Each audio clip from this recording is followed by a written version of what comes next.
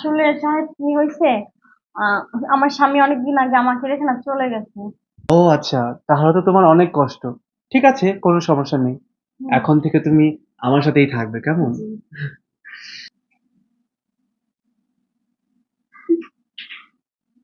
সারাবর ভাইয়া, তুমি এখানে? ভাইয়া তুমি এখানে না? ছি, ভাব তো আমার অবাক লাগে। তুই আমার ভাই না অন্য কিছু? হ্যাঁ, তুই আমার ভাই এতটা খারাপ আমার নিজের চোখে না দেখলে আমি বিশ্বাস করতাম না।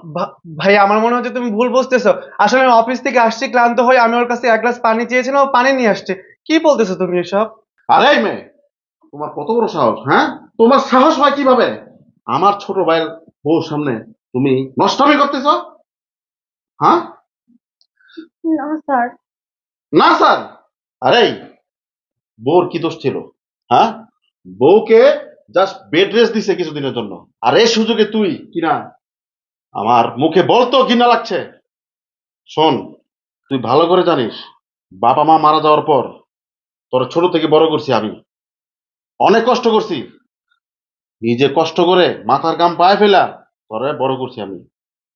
কিন্তু তোর মুখের দিকে তাকিয়ে আমি এই পর্যন্ত বিয়ে করিনি।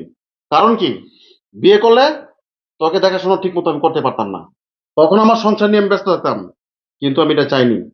বাদ দে আমার কথা, তোর বউ কি করছিল? এই, তোর বউ তোর জন্য কি না করছে? হ্যাঁ, তোর বউকে দিনের পর দিন তুই অত্যাচার করছস, আবার এখন কি করছস? তোরই বউর সামনে তুই একটা